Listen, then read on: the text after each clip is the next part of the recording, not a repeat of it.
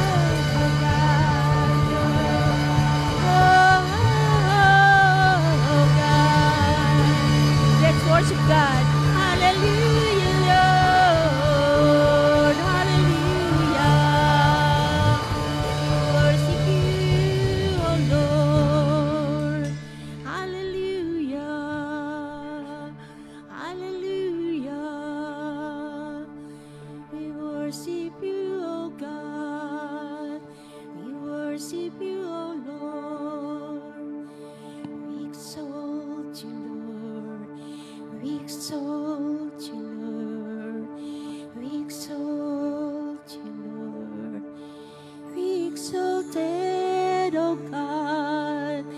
Be exalted, O God. Be exalted, O God. Be exalted, O God. We exalt you, Lord. We exalt you, Lord. Be exalted. Be exalted. Be exalted, O God. Oh, we worship you. We worship you. We worship you.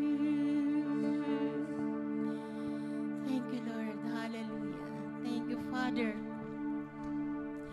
Salamat pong muli sa araw na ito, Panginoon, dahil kasama ka namin sa gawaing ito. Ikaw po ang nangunguna dito, Panginoon. Bless your people, O God. Bring them to your green pasture, O God.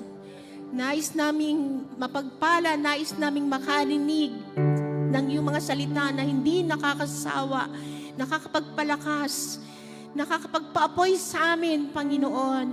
And most of all, your presence is in our midst, O God.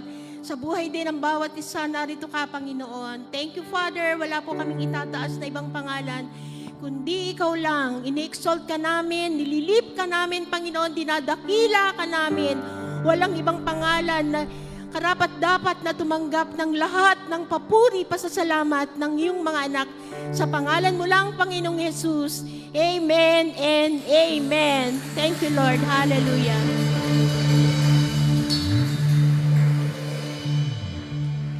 Lord, hindi rin po namin nalilimutan by your blood.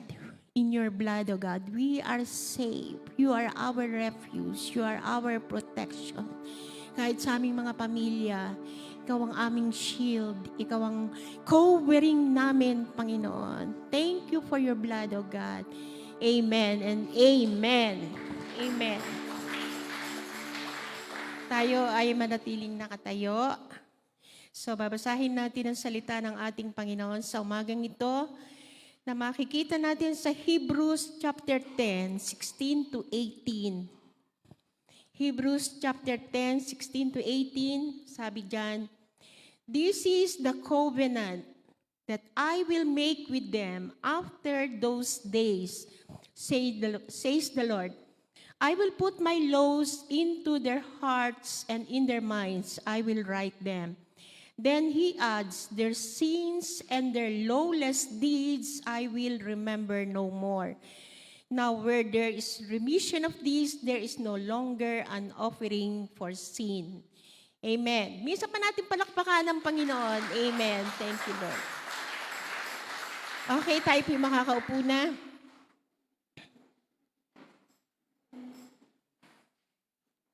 Are you excited na narito kayo sa umagang ito sa lugar na kasama natin ang Panginoon, na minimit natin siya dito? Amen? Bawal antukin. Okay. Kailangan din nating makinig ng Word of God dito sa loob at sa labas kasi isang sinyalis yon na nirerespeto natin ang salita ng ating Panginoon kasi siya yung kinakatagpo natin sa lugar na ito. So wala mo ng kwentuhan, mamaya na kayo magkwentuhan dun sa labas. Basta't pumasok kayo sa lugar na ito, ibig sabihin intentional na gusto ninyong makinig ng salita ng ating Panginoon. So last week, pinag-aralan natin yung tungkol din sa covenant, yung part 1. Ngayon naman, ito yung part 2. So dito, last week, bigyan ko kayo ng konting idea yung yung mga 99 years old na si Abraham. So nangusap sa kanya ang Panginoon na magkakaanak siya, 99 years old. And then si Sarah, 90 years old. Nung magkaanak, si Abraham, 100 years old. Meron pa ba ngayon ganun dito? Pwede pa ba yon? Pwede pa ba yon? Tanong niyo sa Lord. Wala namang imposible sa Panginoon, hindi ba? Minsan nga mga 100 plus umaabot ang edad ng tao. Okay, sa panahon natin, since nasa grace, nasa biyaya tayo, sabi dito, a better covenant. So, Yung isa, understanding covenant, dun sa Old Testament, ngayon, a better covenant. Bakit kaya a better covenant? So, yung unang panahon, yung time pa ni Moses, saan isinulat yung Ten Commandments? Di ba sa tablet? Sa bato. And then, kakaiba sa panahon natin. Okay, explain natin mamaya. Bagamat meron ng inihuhula doon sa Old Testament, kagaya sa Book of Ezekiel, so sa Hebrews, binanggit din yon. So para mas maintindihan natin na mas maganda yung covenant sa panahon natin. So mapalad tayo kasi na ipanganak tayo dito sa panahon nato, which is iba yung ginagawa doon sa Old Testament sa pag sila ay nagkakasala sa Diyos. So, ang ginagawa nila doon ay nagkakaroon ng yung mga hayop ino-offer. So, yung tupa, yung baka, yan, ino-offer. So, may mga simbolo yan para takpan yung mga kasalanan nila. Pero sa panahon natin, kakaiba talaga. Buti na lang, ang ganda nitong panahon natin. Sobrang mabiyaya ang Panginoon, sobrang napaka-forgiving niya, pero ibig sabihin talagang ibinuhos na ng Panginoon itong last days na to, yun talagang gusto niyang mangyari sa ating mga buhay. So sabi diyan, merong spiritual significance and covenant para sa atin. Okay, balikan natin, ano ba yung covenant? Pag nakipag-covenant ang ating Panginoon, ibig sabihin nito ay sa Tagalog ay tipan. Tipan, nakipagtipan ang Diyos sa atin.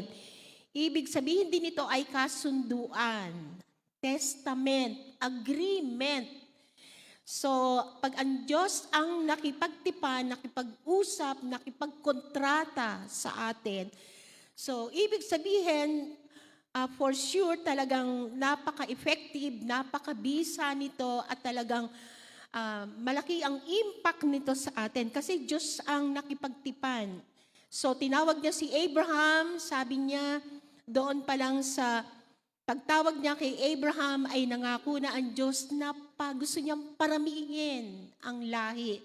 Nandun na yung gusto ng Lord na i-multiply ang lahi, yung mga lahi na may takot sa Diyos. So ayan yon. Napakahalaga niyang covenant na yan. So, ang tanda ng covenant nung unang panahon ay yung circumcision. Meron circumcision sa flesh, and then meron ding circumcision sa heart. Okay, sabi dito, every permanent relationship of God with man is based on covenant. So, pag ang Diyos ang nakipag-covenant sa atin, hindi siya pwedeng magsinungaling, tapat, totoo siya kung mangako siya. Ang covenant ay nagiging valid through death. Nagiging valid ang covenant, ang pakikipagtipan sa pamamagitan ng kamatayan. Paano nangyari yon? Okay. So, dun nga sa Old Testament, merong mga dinadala sa templo na mga hayop at selected yon. Hindi pwede may mga sakit, hindi pwede may mga kuto, hindi pwede yung pilay. So, talagang tinitingnan nilang maigi. So, ngayon nga yung sinasabing yung red heifer na sinasabi, so kinakailangan wala siyang ibang kulay, perfect. So, yan. So, ibig sabihin yung mga hayop na ino-offer sa templo nung unang panahon ay talagang kinakailangan tinitingnan nilang maigi, mga balahibo niyan, so walang kuto. Kasi ayaw ng Panginoon, yung hindi maganda yung i-offer natin sa Kanya. Ayaw niya ng tira-tira. At hindi natin pwedeng gawing tira-tirahan ng Panginoon. Huwag natin siyang gagawing leftover, yung ibibigay natin sa Kanya. Hindi siya tira-tira. Hindi siya tira-tirahan because He has given the best for us. Isipin mo, magbibigay tayo sa hari ng mga hari, Panginoon ng mga Panginoon, may-ari ng the whole universe. Universe, buong sangkatauhan, sangkalawakan. Siya yung lumikha. So, doon sa Old Testament, ayaw ng Diyos, ipinapasuburi niya, sabi nga niya doon sa Malakay, subukan ninyong ibigay sa mga gobernador ninyo. So, natuto tayo na ayaw nating ibigay yung mga tira-tirahan kay Lord. Ayaw natin siyang ihuli. Gusto ng Panginoon, lagi siyang first. Hindi sakim ang Panginoon. May purpose siya kung bakit gusto niya na una siya sa buhay natin. Dahil kung hindi natin siya inuuna, we can do nothing. Pag hiwalay tayo sa Diyos, ibig sabihin, wala tayong magagawa sa buhay natin. Alisan ka lang ng hininga. So, wala na. So, hinanga natin. Every breath na binibreathe natin, araw-araw galing sa Kanya yan. So, mahalaga yun. Dapat ito maisip natin kung gaano tayo minahal ng Panginoon. Isipin lang natin na binigay niya yung best sa atin. So, nung kami bago dito sa Pasig, nakita namin bakit ang hirap ng buhay, bakit nakita namin, inilalagay sa huli, Panginoon. Tinatanggal yung mga expenses muna. Binago namin yun. Ayaw namin gawing tira-tirahan ng Panginoon. Wala ka talagang maibibigay sa Panginoon. Ang principle ni Lord, pag inuna mo siya, dun sa kulang siya bahala. We have tested God. Ibig ko sabihin, God is proven. Proven na siya talaga. Pag inuna mo siya, siya bahala dun sa kulang sa'yo. So sabi dito, so yan, sacrifice was necessary because it symbolizes the death of each party to the covenant. When one enters into covenant, one enters by death. Okay, so ibig sabihin, meron kailangang mamatay. Yung mga hayop, on behalf of us, yung mga hayop ang namamatay doon, yung mga tao doon sa Old Testament, on their behalf, ang iniaalay yung mga hayop on their behalf. Substitution ang tawag doon. Imbis na yung mga taong mamatay, so meron silang offering doon sa templo, maski yung high priest, nag-o-offer din sila, nagdadala sila, yung high priest once a year, so ino-offer nila yung mga hayop na yun, yung dugo na yun, pero merong mas magandang nangyari dito sa Bagong Tipan. Okay, sabi dito sa Hebrews 9:16-18, for where there is a testament, there must also be of necessity be the death of the testator. Kahit doon sa mga nagpapamala yung mga will, nagiging effective yan pagka namatay na yung magpapamana. So ang Panginoon namatay din siya. Ibig sabihin, namatay siya dahil He has done, it is finished, yung mga gusto niyang ibigay sa atin. So ayan, namatay ang Panginoon. For a testament is enforced after men are dead, since it has no power at all while the testator lives. Therefore, not even the first covenant was dedicated without blood. Okay, yung mga blood ng mga hayop na yon. And then, ang covenant kasi ay solid and sacred commitment. Kahit nga yung, alam niyo yung pagkakasal, yung wedding, ang sarap ikasal nung meron kaming mga ikinakasal, sa totoo lang, na anointed. Walang nangyayari sa kanila. Pero hindi ko naman sinasabi, pero gusto din naming mag-ayos ng buhay ng tao kaysa manatili sila sa kasalanan o magsama ng hindi kasal. Kasalanan yon. Gusto nating ayusin ang buhay ng mga tao. Kahit marami ka ng anak, you came up, nag-decide kayo na magpakasal, papaloob kayo sa kalooban ng Panginoon para maalis sa kasalanan. So, okay lang yon. Pero minsan meron kaming, kasi covenant din yung pagkakasal eh. Meron kaming mga pagkakataon na pag ikinakasal namin, alam na, merong mga anointed na kasal. So, alam natin, meron ding iba mga may nangyari. So, pwede pa rin silang i-restore ng ating Panginoon. Okay, covenant is a solid and sacred commitment. Pag tayo ay, sabi nga doon sa Galatians chapter 3, tayo ay kabilang sa binhi ni Abraham. Abraham's seed. Ibig sabihin, tayo ay naniwala, pag tayo ay naniniwala sa Panginoon, tayo ay kabilang sa lahi ni Abraham. So, yan. Kaya yung blessing sa Israel, dumalis sa atin. Ang covenant ay solid and sacred commitment. Yan, solid. Dapat talaga pag nag-commit tayo sa Panginoon, dapat dito ay talagang solid yung commitment natin, hindi half-half. Talagang pag magkukumit ka din lang, edi mag-commit ka na at hindi naman nakakapagsisi na mag-commit tayo ng buhay natin sa ating Panginoon. Sacred commitment. Yan. Kasi ang Diyos natin, holy ang Panginoon eh. Isipin mo, langit at lupa ang difference, tapos tayo nasa flesh, tapos ang Diyos napakabanal niya, tayo tao, galing tayo sa alabok. Pero isipin mo na nakipag-covenant ang Diyos sa atin. Tinawag niya si Abraham. Sabi diyan, ang God expects covenant to be honored. Dapat igalang natin yung covenant ng Panginoon sa atin. Wag nating babaliwalain yan.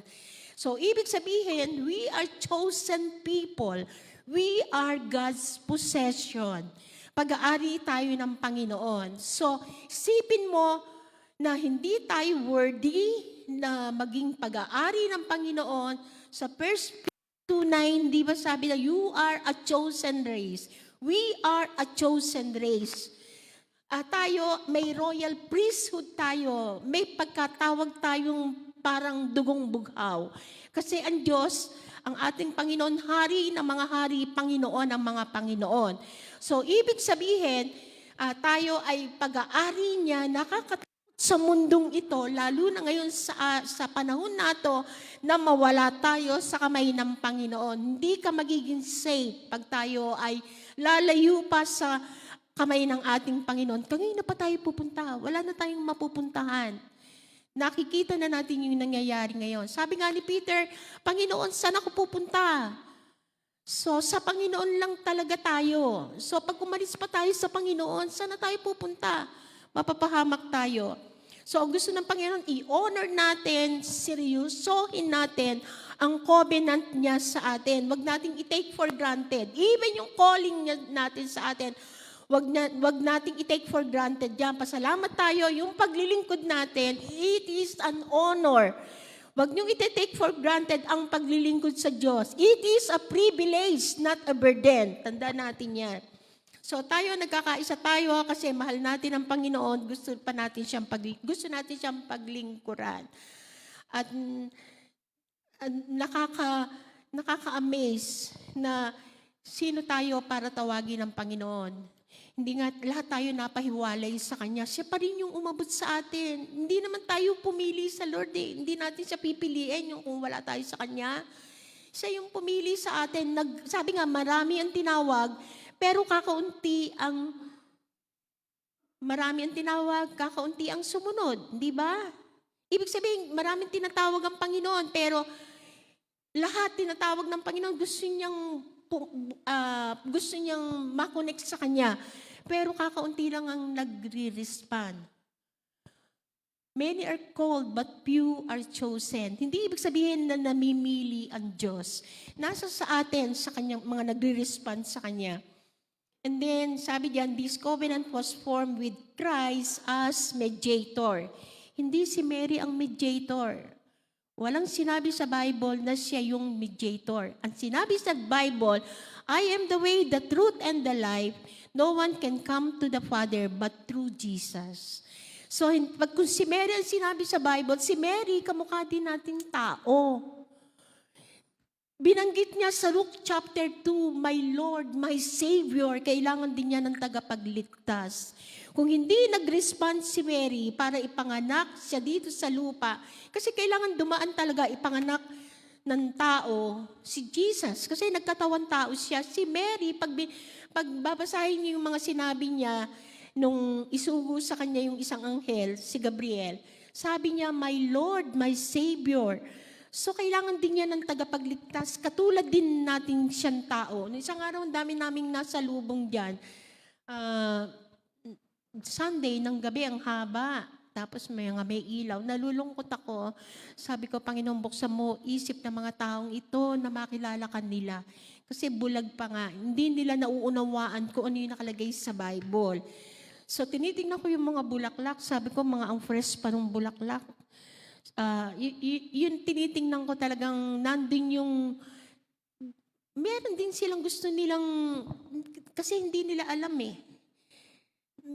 Kaya tayong mga nabuksan ng isip, may tungkulin tayo na ipaalam sa iba. Ibig sabihin, mga bulag pa silang espiritual. Tayo dati din, bulag tayong espiritual. Hindi natin nauunawaan yung basta alang tayo ng gawa ng ganon. Yung iba nagpapasan. Kami yung bahay namin, nandiyan lang sa kabilang ibayo. Hindi ba ang patron dito, Santa Marta? Nandun lang ako sa bahay. Sakitin ako ng bata ako eh. Pag dumadaan yun, sumasayaw ako doon sa loob ng bahay. Sumasayaw ako doon, nakikisayaw ako. Pero ngayon, never ko nang gawin yun. Kasi hindi ko nga alam. Nahiya ako sumayaw doon sa labas, doon lang ako sa loob ng bahay, nakadungaw lang ako doon. So, kasi nga, lahat tayo ay naging mangmang sa harap ng Panginoon.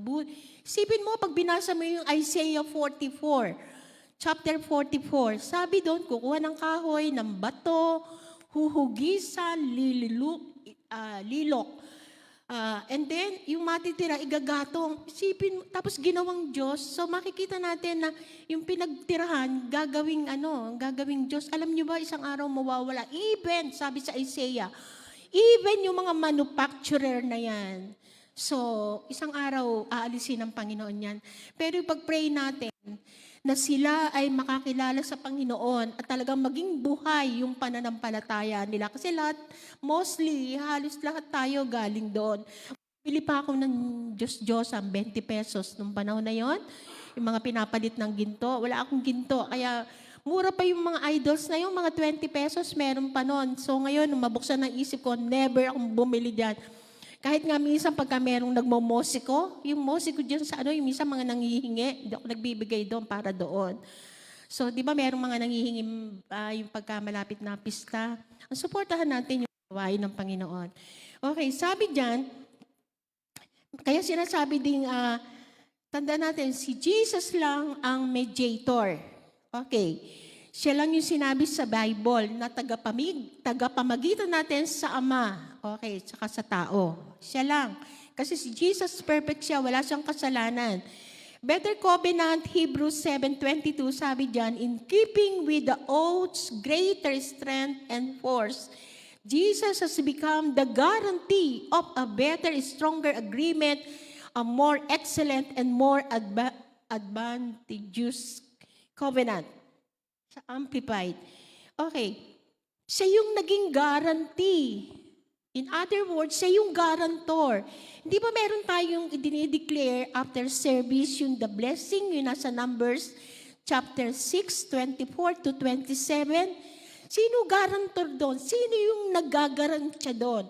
Ang guarantor noon ay walang iba kundi yung ating Panginoon. So, uso din ngayon yung guarantee letter. But, alam niyo yung guarantee letter, much better yon kaysa dun sa mga cash na ibibigay, yung mga may sakit, yung lumalapit sa government. Kasama din yan doon sa fund ng government. Sa government yun. Hindi sa politiko yun. Tandaan natin. So halimbawa, meron ka ipapa-opera, pwede ka lumapit doon. Magbibigay sila, halimbawa 50,000, 20,000, guarantee letter. Pag dumating yung operation o kung ano man ang gagawin, ay sila magbabayad doon sa yung guarantee letter na yon. Ginagarantiyahan nila na bibigyan nila sasagutin nila yung worth 20,000 or 50,000, whatever, ano man yung nakalagay sa guarantee letter. Isa yung way ng government para i-finance yung mga talagang nangangailangan. Okay, ang guarantee letter natin, much better, ang guarantor natin sila. Ang pinagbabawal lang sa Bible na maging guarantor ay maging guarantor ka sa iba. Pag binasa niyo ang Proverbs, huwag kayong maging guarantor sa iba kasi pag hindi nakabayad yon, kaya titingnan din natin yung mga pirma natin, kayo ang magbabayad, ang hahabulin ng bangko. So, ingat din tayo sa pagiging guarantor. Okay. O co-maker. So, sabi diyan, ang Panginoon ang ating guarantor. Siya yung nagagarantya. Ibig sabihin, nakalagay ang pangalan ng Panginoon doon sa ginagarantyahan niya. Yung the blessings na yon, kung papasin niyo yung last part nun, Panginoon ang nagagarantya doon. Na ibig sabihin, pag si Lord ang guarantor natin, it will come to pass, mangyayari talaga. Kasi si Lord hindi siya tao na nagsisinungaling. Kasama sa katangian ng Diyos na matapat siya, hindi siya sinungaling. Ganun yung Diyos natin. And then sabi dito, sa panahon natin, ito yung nangyari. Kasi alam natin ang Panginoon namatay sa krus. Sabi dito sa Hebrews 10:16-17, "This is the covenant that I will make with them after those days," nung unang panahon, "says the Lord, I will put my laws into their hearts and in their minds I will write them." So sana daw isusulat ng Panginoon, kasi nung unang panahon binabasa pa sa mga yung scripture na ibinubukas na ganon. Okay, nakasulat sa tapyas ng bato, inulit-uli kasi sumamba sa Diyos-Diyosan yung mga Israelites. Pero ngayon, kakaiba ginawa ng Panginoon itong panahon natin. Sabi diyan sa Hebrews 10 at saka sa Ezekiel 36:26, pag binasa natin yon, sabi saan daw ilalagay yung mga batas, yung salita ng Panginoon. Pagka kasi yung 10 Commandments, sino makakapagsabi sa inyo na nasunod nung wala tayo sa Panginoon? Na nasusunod natin yung 10 Commandments. Magkamali ka lang dun sa isa.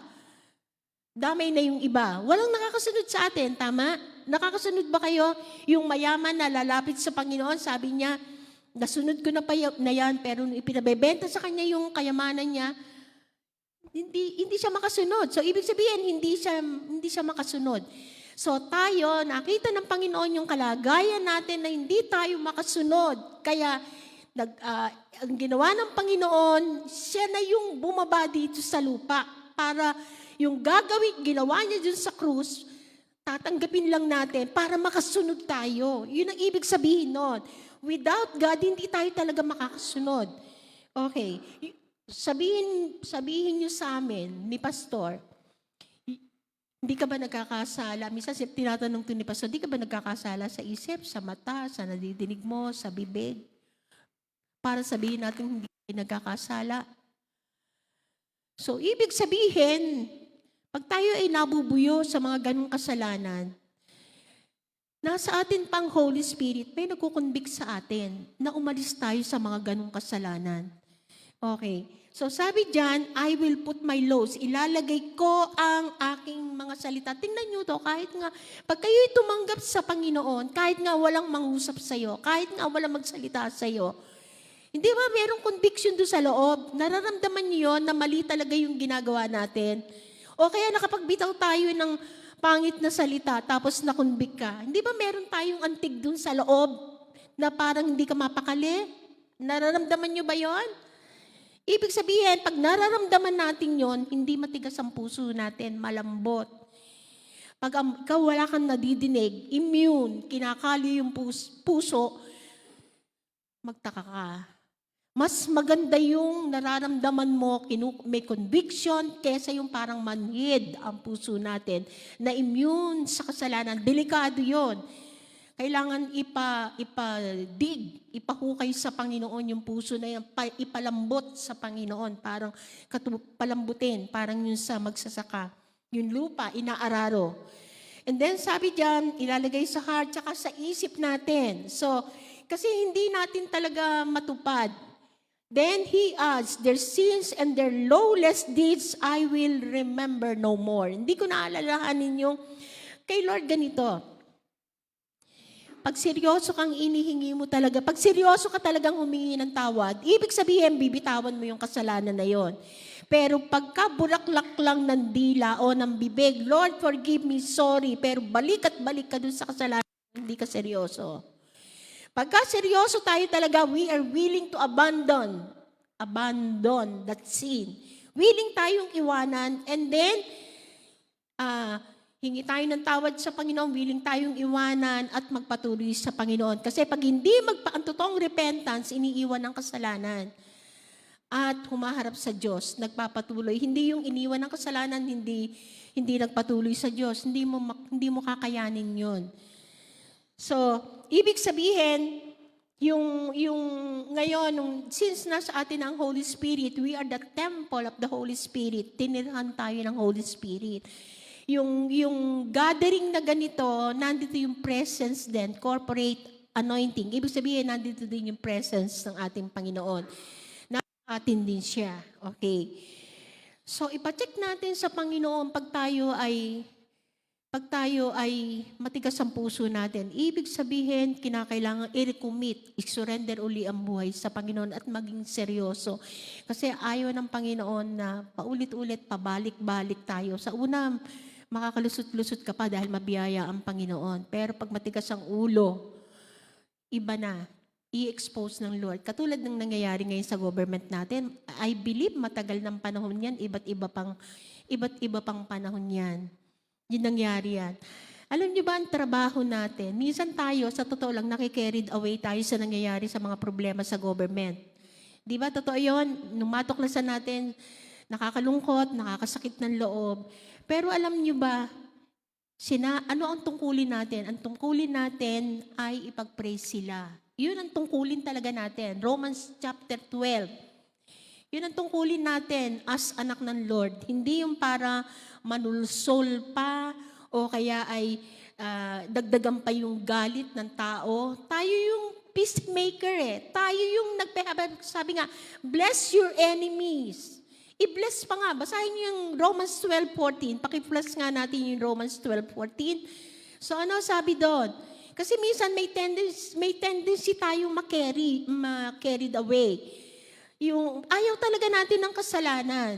Pero sila, kailangan din nilang makakilala sa Diyos para mabago. Okay. 12:14. Blessed are those. Tama ba ako? 12:14 nga. Bless those who persecute you. Bless and do not curse. Do not curse. Negative words are curses.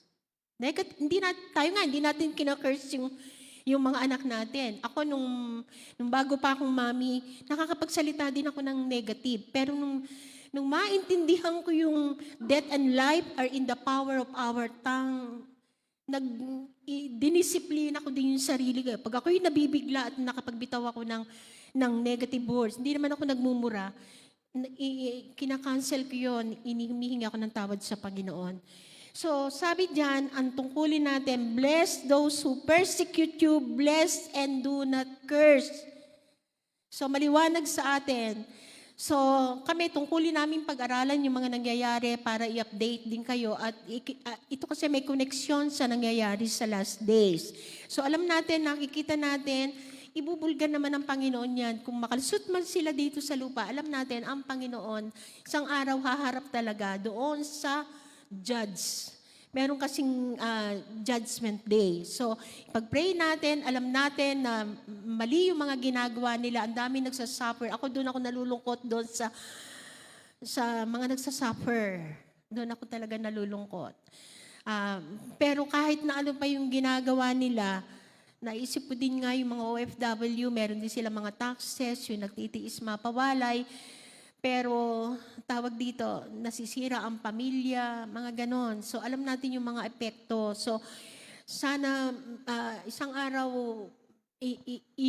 yung mga marami kasi pinapakita ngayon eh. So ma-open yung isip nila. Tigilan na nila yung mga kalokohan niya. May pag-asa pa sila. Kahit nga si Duterte, may pag-asa pa siya.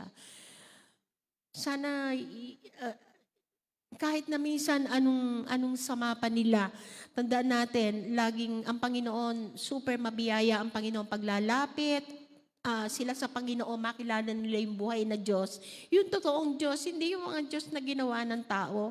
Yung buhay, yung sumasagot, yung nangungusap, yung nagbabago ng buhay, yun ang totoong Diyos. Yung nasa Bible, si Jesus. So I hope na makilala din nila ang ating Panginoon. May gamitin ng Panginoon sa kanila na ma-sharean sila. So, balik tayo sa topic natin. So, yung guarantee letter. So, tapos na ako dyan. And then, yung sinasabi ko sa inyo, isinulat na sa puso natin. May conviction na tayo pag tayo ay nasa Panginoon. Si Jesus ay merong unchangeable priesthood. Sa yung high priest natin, Merong nung sa Old Testament, yung mga time nila Melchizedek, mga ganon. Pero dito sa Bagong Tipan, Hebrews 7:24-25, but he, because he continues forever, has an unchangeable priesthood. So forever yung pagiging priesthood ni Lord. Ibig sabihin si Lord, ang dami niyang category eh. Dami niyang pangalan. Yung lahat ng kailangan natin, high priest din natin siya. Great shepherd natin siya. So Jehovah Jireh, Jehovah Rapha, Jehovah Nissi. So ang daming, ibig sabihin, kaya nga sinabing the great I am, kasi kung ano yung kailangan ng mga tao, yun siya. He is love, He is peace, He is, yung sinasabing the fruit of the Holy Spirit, siya yun. Siya yung ating armor, siya yung full armor natin.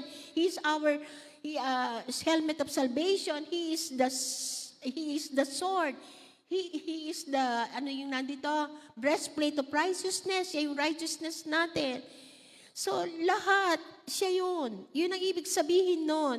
Ang dami-dami ng paliwanag sa Panginoon. Ang dami-dami niyang attributes. Ang Panginoon, He is the same. Hindi siya nagbabago. Kahit tayo magkasala, sasabihin ko sa inyo, ayaw ng Panginoon yung kasalanan. Kahit tayo magkasala, He is not bounded by our sins. Still, mahal pa rin tayo ng Panginoon. Hindi, ayaw niya nung kasalanan. Pero sa pagiging Diyos niya, dahil Diyos siya, mahal pa rin niya tayo. Ganun yung karakter ng Diyos natin. So kasi hindi siya pwedeng talian ng tao. Hindi siya pwedeng ikahon. Yun ang Diyos natin. Okay, sabi diyan, since tayo ay hindi makapagtagumpay sa buhay natin, kaya inilagay na sa heart natin yan. So si Jesus, meron siyang hindi nagbabagong yung pagiging saserdote, ibig sabihin ng high priest. So binanggit dyan, Hebrews 7:24, merong unchangeable priesthood. Sabi dito, therefore, sa 25, He is also able to save to the uttermost those who come to God through Him, since He always lives to make intercession for them. Alam niyo kung nasan si Jesus ngayon? He is at the right hand of the throne of God. Intercessor natin siya. Where is the Holy Spirit? The Holy Spirit is on earth. Kumikilos siya sa atin. Siya yung nagkukonvict. Siya yung nagtuturo sa atin. Siya yung comforter natin. So, ang Holy Spirit, nandito sa atin, ang Holy Spirit. He can be anywhere. Si Jesus, siya yung sa ngayon, intercessor natin. Ibig sabihin na hindi siya nagpa-function because 3-in-1 sila. Ibig sabihin, yung personality ni Jesus, ng Ama, siya din. Ganon din si Jesus, katangian pati ang Holy Spirit. Ang Holy Spirit, hindi natin nakikita. God is a spirit, sabi sa John chapter 4. Yun ang ibig sabihin nun. Hindi ibig sabihin na tatlo ang Diyos natin. 3 persona sa iisang Diyos. Isang itlog, merong balat, merong puti, at merong egg yolk sa loob. Pero iisa. So, yun ang pinakasimpleng pwede namin ipiliwanag sa inyo. Kasi nandun yung mga nagpa-function sila as a Father, as Jesus, hindi naman. Bagamat sinasabi din nating Father si Jesus, Abba Father, o Father. Pero ang napako sa krus si Jesus, pinadala siya ng Ama. Sa water baptism, titingnan ninyo, nandun yung Trinity, yung nagsalita, siya yung kinalulugdang kong anak. Tapos si Jesus yung binaptize ni John the Baptist, and then yung Holy Spirit, na ang simbolo ay isang dove. So nandoon. So, pag hindi natin kinilala ang Trinity, babawasan natin ang Bible. So, ibig sabihin, ang sino mang magbawas o magdagdag dito, delikado. Yun ang ibig sabihin nun. Kaya kung ano yung nasa Bible, ito yung hindi maintindihan na iba, pero ipinapaunawa sa atin ng Panginoon.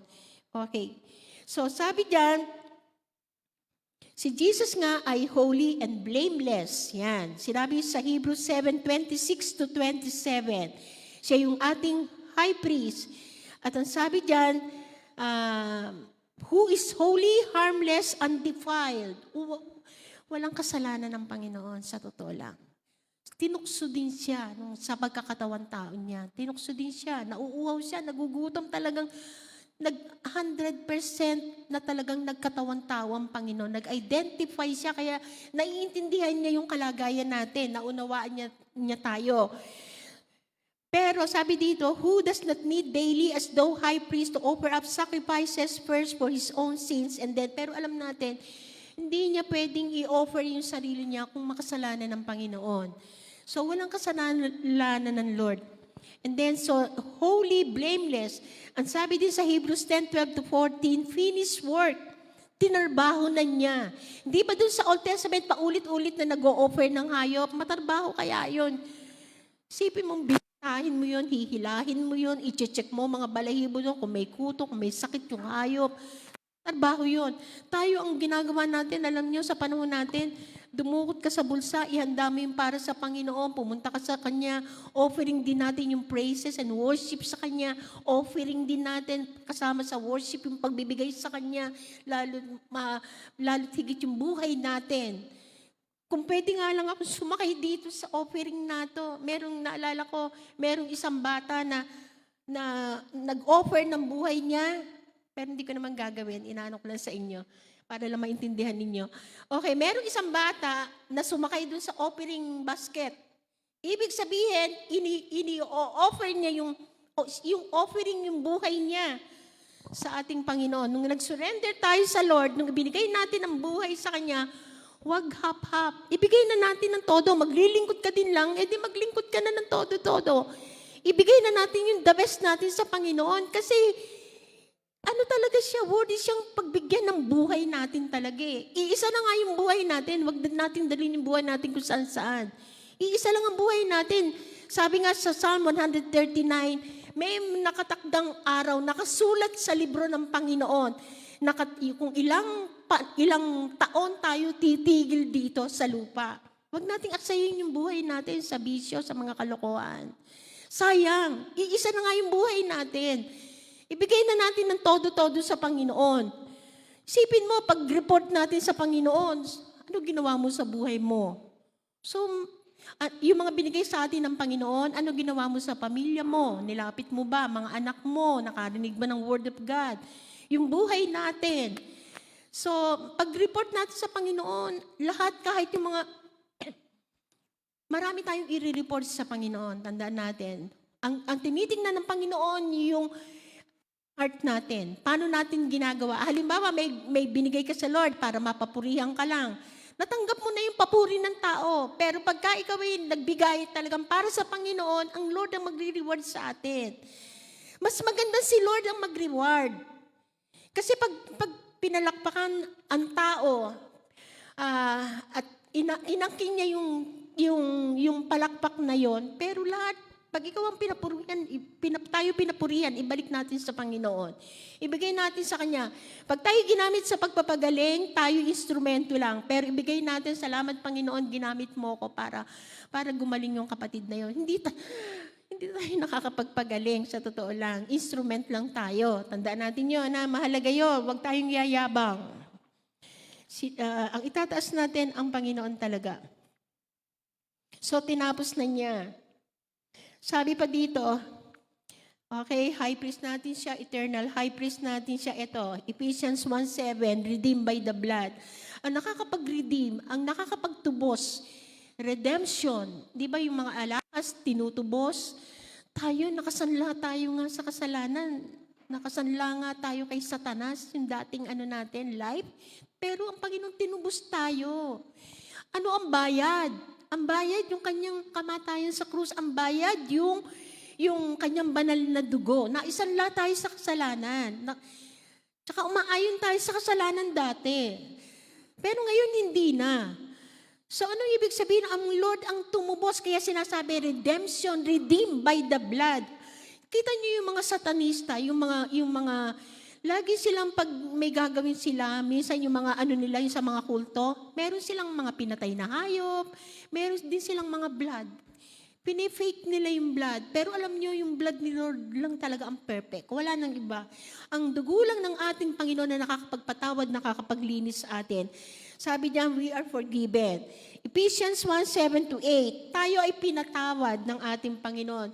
Yung forgiveness ng Panginoon, Walang bilang yon. Ang pinapatawad ng Panginoon, sino? Ang pinapatawad niya, yung nagko-confess, yung nag-humble ng sarili niya sa Panginoon. Malala ang kasalanan ni David, pero siya pinatawad kasi si David ay humble. Sabi niya, Panginoon, huwag mong alisin sa akin yung galak. Galak kasi pagka ikaw ay okay ang relasyon mo sa Panginoon, lagi ka masaya. Okay, sabi diyan, we are forgiven. Ang Diyos lang ang pwedeng magpatawad. In Him we have redemption through His blood, the forgiveness of sins, according to the riches of His grace, which He made to abound toward us in all wisdom and prudence. Yan. Cleansed by the blood. 1 John 1:9, if we confess our sins. Pero kasing turo na nagsasabi na, no need to confess, no need to ask forgiveness. No. Hindi na ba tayo nagkakasala? Dapat araw-araw pasaliksik nga tayo sa Panginoon, lalo na bago tayo matulog. Hindi natin alam. Kung kunin ka na ng Panginoon habang tulog ka. Lagi tayong pasaliksik sa Panginoon. Lord, baka meron akong nagagawang kasalanan na hindi ko alam.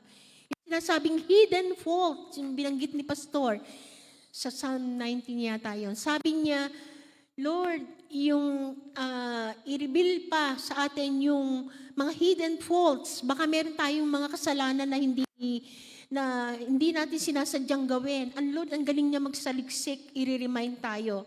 So, ang ganda ng verse na yan, 1 John 1:9, if we confess, ibig sabihin, ipapahayag, yung mga nagtuturo ng extreme grace, sabi, no need na, no need nang humingi ng kasi mabiyaya, pag-ibig ang Diyos. So, yun, it's not correct. So, parang ang mangyayari daw, magiging lax tayo sa ating spiritual life. Si Lord na nagsabi, if we confess, i-confess. Dapat ang confession sincero. He is faithful and just to forgive us our sins and to cleanse us from all unrighteousness. Okay, so yan yun. And then, nilinis na tayo ng ating Panginoon. 1 John 1:9, additional verse. But if we walk in the light, that He is in the light, we have fellowship with one another, and the blood of Jesus Christ, His Son, cleanses us from all sin. Nilinis din yung ating konsensya. Hebrews 9:13-15. Walang makakapaglinis ng konsensya natin. Nandito sa loob yun. Only God knows our conscience. How much more shall the blood of Christ, who through the eternal Spirit offered Himself without spot to God, cleanse your conscience from dead works to serve the living God. So, ibig sabihin ngayon, binigyan tayo ng bagong ibig sabihin, dati kasi, sabi kasi, paghiwalay ka sa Diyos, patay ang ating espiritu. Okay. So, sabi diyan, pag nasa Panginoon na tayo, kahit yung konsensya natin, cleanse your conscience from dead works. Marami tayong dead works dati. Dapat pag Kristiyano, hindi na dead works. Yung sinasabi sa James, ang dead works na tinutukoy doon ay yung mga gawa ng flesh. Halimbawa, faith without works is dead. Kung hindi nakikita sa buhay natin, yung salita ng Panginoon, may malaking question mark yon. Yung itinuturo natin, kung hindi natin isinasabuhay, question mark din yon. Okay, para tayong mga bukas na libro na binabasa ng mundo. Lalo na pag tayong mga leader sa church, I tell you, meron tayong tinawag tayo ng Panginoon para i-isolate sa kasalanan. Ibig sabihin, tinawag tayo ng Panginoon para, ibig ko sabihin ng isolate, separated yung life natin sa mundo. Yun ang ibig ko sabihin. So, hindi na tayo taga-mundo. Yun ang ibig sabihin. Dalawang klase kasi, merong buhay dito sa earth at meron tayong eternal life sa heaven. Meron ding eternity sa impyerno. Ayaw natin doon. So, meron na tayo ngayon ng konsensya natin. Dati kasi kahit ang laki-laki ng kasalanan, maiintindihan naman ng Panginoon to. Sa Panginoon, sin is sin. Tandaan natin. Ang black is black, white is white. So, hindi natin pwedeng i-justify, maunawaan ako ng Panginoon. So, yung salitang maunawaan, ibig sabihin, kahit na halimbawang parang sa mundo, pwede kang kaawaan doon sa bagay niyo, pero pagkasalanan, hindi papayag ang Panginoon. Kasi ang salita ng Panginoon, final. Yun ang ibig sabihin nun. So, sabi dito, ito ding covenant na to ay nagdala sa atin para mapalapit sa Kanya, Ephesians 2:13. Yan. Mas napalapit ba tayo ngayon sa Panginoon? But now in Christ Jesus, you, who once were far away, have been brought near through the blood of Jesus. So, ibig sabihin, kahit gusto nating maging mabait dati, meron pa kayo experience ng ganun. Ako gusto kong, ang pakiramdam ko sa sarili ko noon, ang paniwala ko sa sarili ko noon, ang bait ko ng anak, ang bait-bait ko, self-righteous, nung wala pa ako sa Panginoon. Pero nung nagbabasa na ako ng Bible, umaga ako pagbabasa, iyak ako na iyak. Kasi na-open na ako. Sabi ko, Panginoon, ang sama ko pala. Akala ko, ang bait-bait ko ng anak. Kasi, pero hindi ako sure kung saan ako mapupunta.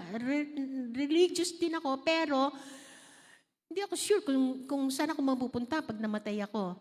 So, tayo, may pagka-self-righteous din tayo. Parang yung, wala naman ako inaargabyadong tao, tama naman yung ginagawa ko, but it's not. Kailangan natin ng Panginoon. Yung righteousness natin, yung kabaitan natin, personal, without God. Hindi ba merong mga tao namang mababait din kahit wala sa Diyos? Halimbawa, pero hindi ayos pa rin yung kabaitan na yon. Ang nakakapagligtas, hindi yung bait natin, kundi yung ginawa ng Panginoon sa krus. And then lalo kang magiging mabait pag nasa iyo ang Panginoon. Kasi kung kaya nating iligtas ang sarili natin, dahil sa mabait lang tayo, wala tayong nilolokong mga tao, gumagawa tayo ng mabuti, tumutulong tayo, ano sabi sa Ephesians? We are saved by grace through faith, not through our works. So, ang sagot dito, naligtas tayo hindi sa gawa natin para hindi tayo magyabang. Kung halimbawang magbibigay ka ng maraming tulong, tapos nandun yung pangalan mo, ano ka na, may reward ka na dahil natuwa ang mga tao sa iyo, yun ang reward mo. Pero, para lahat pantay-pantay, mayaman, mahirap, makaka-afford at hindi makaka-afford, basta tanggapin lang yung ginawa ng Lord, yun ang sinasabing once and for all, namatay ang Panginoon para tayo maligtas. And then, good works will follow, lalo. Yung mabubuting gawa na yan, hindi na sa sarili mong kalakasan, kundi yung kabutihan ng Diyos, ni Jesus, na nasa sa atin, kaya nagiging mabait tayo by the grace of God. So, tanda natin, gawa ni Lord, mababaliwala ang ginawa ng Panginoon sa krus. Pagka sasabihin natin, kasi yung iba, minsan may natatanong ako, paano ko mapupunta sa langit? Sabi niya, gumawa ng mabuti. Hindi sinasama si Lord. So, lahat ng gagawin natin, kasama ang Panginoon. So, mahalaga yung kapartner natin ng Panginoon. And then, sabi pa dyan, napalapit tayo, nagkaroon tayo ng boldness. Hindi ito yung bold sa mundo, ha? Boldness, tapang. Naging bold ka na, hindi ka na naging mahihiyain. Dapat sa tagal natin sa Panginoon, meron na tayong boldness. Yung talaga nagsishare tayo. Isipin na lang natin na talagang konting-konti na lang ang panahon na talagang gusto natin silang masave. Alisin na natin yung hiya. Yung hiya, mahiya tayo pag gumagawa tayo ng masama. Pero pagka tayo gumagawa ng mabuti, sinishare natin si Jesus, kaya tanggapin nila o hindi, basta mag-share tayo. That is our part. Hindi tayo yung bumabago ng tao, hindi tayo yung nagko-convict sa tao, ang Holy Spirit ang nagko-convict. Ang trabaho ng Holy Spirit, ang trabaho natin is share ang gospel. Yun ang role natin. So, ngayon, meron na tayong tapang na pumasok sa Holy of Holies, kabanal-banalang lugar. Sa prayer kasi, halimbawa, outer court yan sa extension. Dito sa gitna, ito yung holy place. Dito, ito yung Holy of Holies. Sa tabernacle o kaya doon sa temple, meron silang tinatawag na, halimbawa, yung first part, second part, third part. Okay, ngayon, Dito sa covenant na to, sa Hebrews chapter 10, 19 to 23, therefore, brethren, having boldness to enter the holiest by the blood of Jesus, by a new and living way which He consecrated for us through the veil that is His flesh, and having a high priest over the house of God. Okay, sabi dito, tuloy pa rin natin, mamaya may ipapaliwanag pa ako. Let us draw near with a true heart in full assurance of faith, having our hearts sprinkled from an evil conscience and our bodies washed with pure water. Pure water, word of God din. Okay, let us hold fast the confession of our hope without wavering. For who promise is faithful. Tapat ang ating Panginoon. Okay, punta tayo sa death. Ang Bible kasi, ang talaga ng Bible, inihuhula na sa Old Testament na mamamatay ang Panginoon. Sa bagong tipan nangyari yon. Yung John 3:16, ang pinaka-climax, ang pinaka-sentro talaga dito, paulit-ulit sa four gospel, ay yung buhay ng ating Panginoon at saka yung napako siya sa krus, namatay siya. Okay. So, yun ang parang pinaka-essence. Okay, maraming prophecies sa Old Testament pero nagkaroon ng fulfillment sa Bagong Tipan. Ngayon, ano ibig kong sabihin sa inyo? Merong miracles doon sa kamatayan ng Panginoon. Sabi nga, dumilim, nagkaroon ng darkness, 3 hours. Iba pa yung nakabayubay ang Panginoon sa krus ng Kalbaryo. Yung pagdilim ay 3 hours.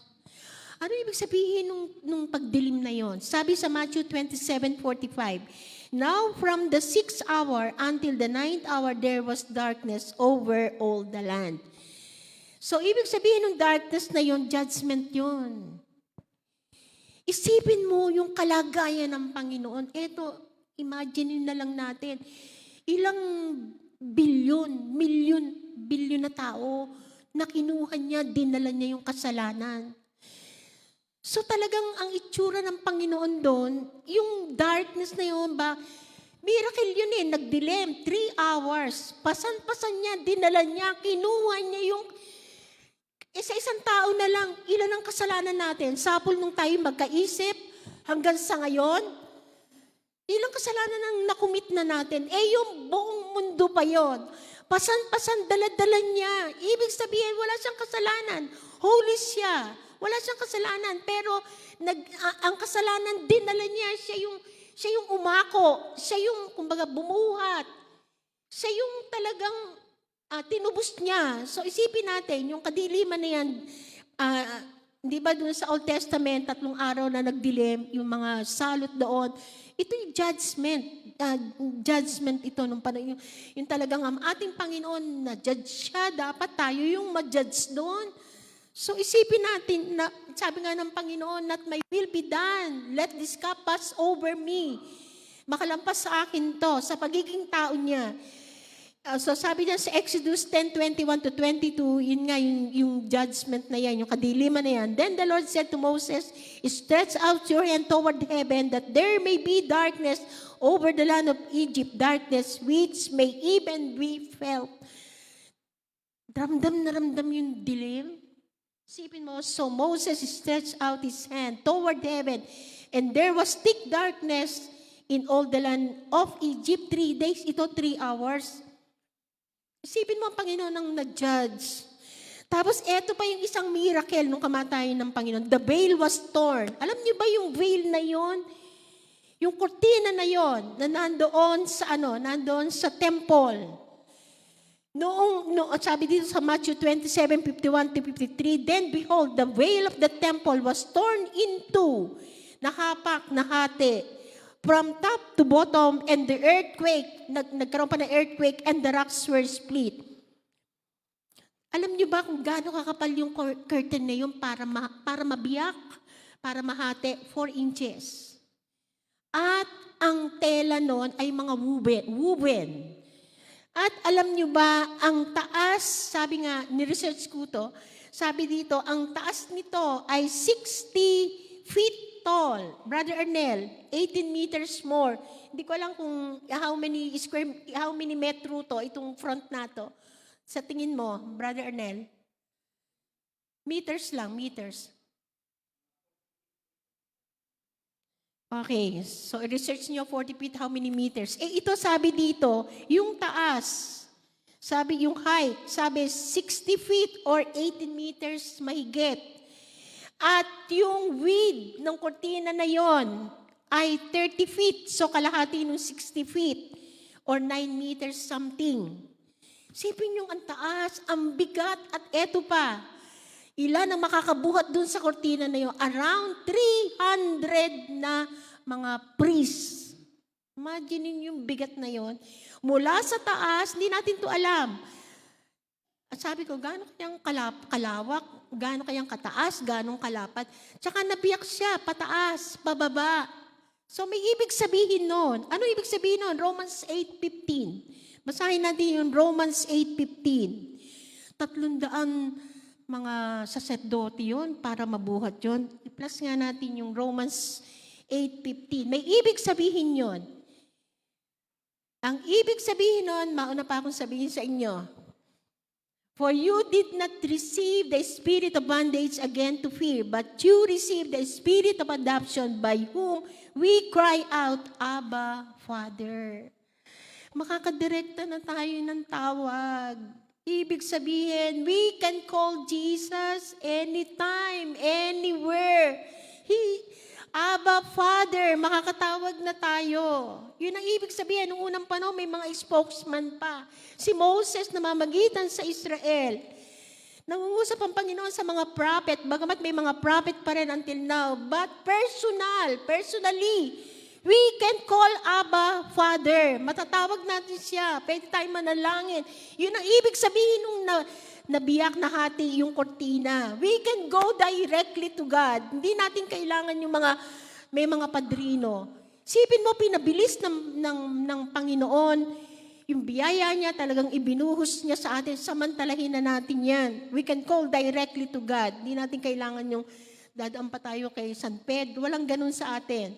Okay, Ephesians 1:13, and you also were included in Christ when you heard the word of truth, the gospel of your salvation.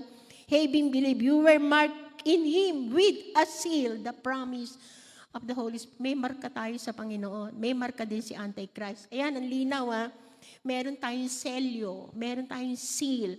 Pag kami nagkakasal, yung marriage certificate, nilalagyan namin ng seal. Tinatatakan yon ng denomination natin. Ang Panginoon sabi diyan, by faith ito, may marka ka din ng Panginoon. Meron din sinasabi sa Revelation 13 na mark of the beast, yung 666 na sinasabi. So sabi dito, saan nakalagay yon? Sinabi, I think sa Revelation chapter 9 yata, huwag daw kakagatin yung mga walang marka. Yung mga may marka ng Panginoon, ang kakagatin nila, ang paparusahan nila, yung mga walang mark ng Panginoon sa noo. So, ibig sabihin, may mark din tayo sa Panginoon. May seal tayo, hindi natin nakikita. So, at saka hindi yun, pag nasa atin ng Holy Spirit, ang liwanag mo. Pag nasa iyo ang Diyos, nagre-reflect ang liwanag. Hindi natin tinanggap ang espiritu ng kadiliman. Ang tinanggap natin, espiritu ng kaliwanagan. So, ibig sabihin, maliwanag ang buhay natin, hindi aandap-andap ang ilaw natin. So, yun ang ibig sabihin. Kaya alam din ng mga demonyo yung totoong Kristiyano at hindi. Alam din ng mga demonyo yung may dual life. Pag Sunday lang, pag narito, yung weekdays, iba yung ginagawa nila. So, gawin na natin yung life natin na total surrender, whether anumang araw yan, yung buhay natin, dapat ipinapamuhay natin yung salita ng Panginoon. And then, dito ako magtatapos. Yung Ephesians 1:13 hanggang 14, who is a deposit guaranteeing our inheritance until the redemption of those who are God's possession. Tayo ay pag-aari ng Lord. Guaranteeing. Meron tayong inheritance. Sino naniniwala sa inyo na may inheritance kayo sa Lord? Excited na ba kayo sa mamanahin natin sa Panginoon? Amen. Sino excited na mag-rapture na? Amen or no amen? Hindi kayo makasagot. Actually, gusto ko ma-experience rapture, paano ba lumipad? Paano mawala? Excited ako doon. Pero pag maalala ko yung mga mahal ko sa buhay, hindi pa lahat. So, sabi ko muna, wait muna. So, pero talaga, pag ako'y nagwo-worship o nakakapakinig ako ng mga ganong kanta, parang ang saya-saya na isang araw makikita na natin yung Creator natin. So, are you excited to face your Creator? Tsaka may mana tayo. Ang mana natin dito, may manang bahay, lupa, sasakyan, whatever, mga lupain. Minsan sabi ko kay Abby, Abby, pag nag-rapture, sa inyo na yung, sabi ko, sa inyo na yung mga maiiwan. Tapos sabi niya sa akin, mami, kasama ako. Ay, oo nga pala, kasama ka. Nalimutan ko. Oo nga pala. Kinurek niya ako. Sabi ko, kung naman yung mga iwanan namin ng daddy dyan, sabi ko, sa inyo na yan. Mami, hindi ba kasama ako? Okay, so ibig sabihin, tayo ay merong pamana kay Lord. At saka sabi ko sa inyo, hindi pa nakikita yung iba, nababasa lang natin yung iba sa Bible, pero talagang, eto sabihin ko sa inyo, ang daming i-unfold, ang daming bubuksan, eternal to ha, eternity. Sabi nga, eternity to eternity, gano'n mo mabibilangin yung eternity? Walang bilang yon. Eternity to eternity, loving kindness, unto loving kindness. Ibig sabihin no, eternity to eternity, ang dami niyang i-unfold, ang dami niyang i-reveal sa atin, ang dami nating mana. Yun na lang, umupo ka dun sa table, nakakain ka, tapos ang mga kubyertos mo doon, ay ginto, ang mga nakaka-excite na, at saka yung lalakaran mo, ginto, ang alikabok doon, buti kung may alikabok, ginto.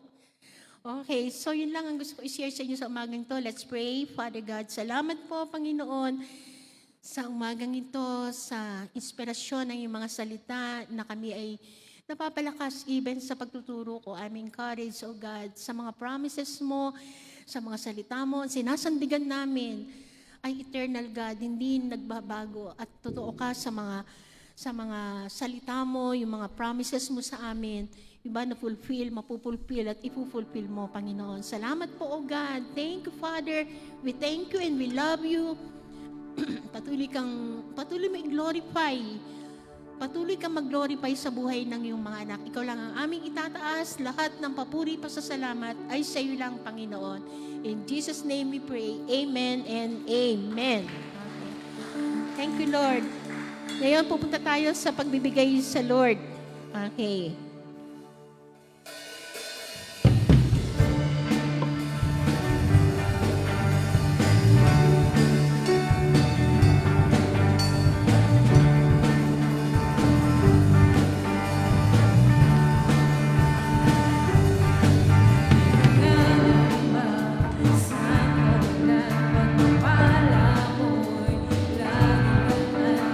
Tatakot sa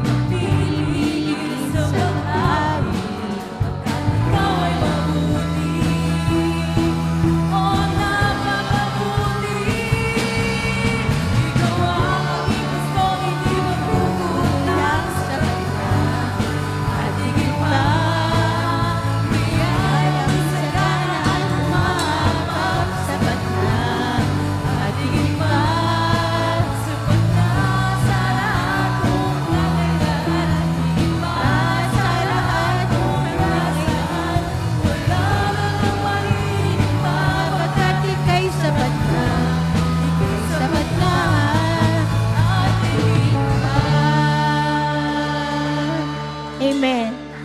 Pag tayong lahat ay tumayo, ipag-pray po natin ang mga offering.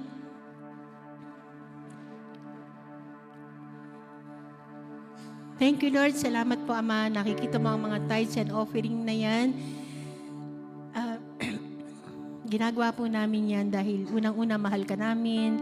Gusto po namin mag-expand pa ang iyong kingdom at marami pa ang makakilala, tumanggap sa iyo. At gamitin mo pa ito, Panginoon, para sa ikalalawak ng gawain. Bibigyan mo kami ng wisdom at iingatan mo po ang mga kaloob na ito. at totoo ka sa mga promises mo, O God, na ang mga nagtatapat sa iyo ay pagpapalain mo. I pray, Lord, na pagpalain mo ang bawat patungan ng iyong mga anak, lahat ng sumusunod sa iyo, Lord. Pagpalain mo po ang bawat isa at pagpalain mo ang tithes and offering nito. We offer this wholeheartedly, joyfully sa iyo, sincerely, O God. In Jesus' name we pray, amen and amen. Thank you, Lord. Amen. And then, tuloy pa rin tayong nakatayo. So, para sa ating the blessing.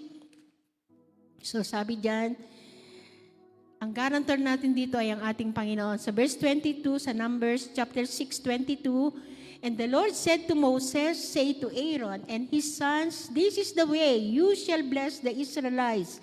Say to them, the Lord bless you and watch, guard, and keep you.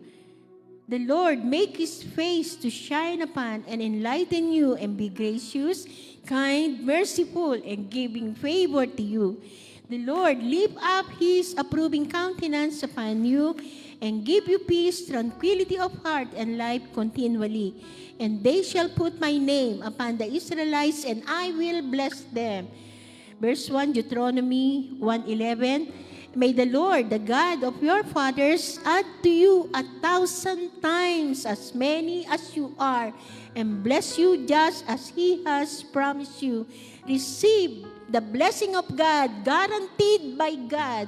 In Jesus' name, amen and amen. Okay, you may be seated for a while. Meron lang po ako i-announce bukod doon sa mag-a-announce mamaya.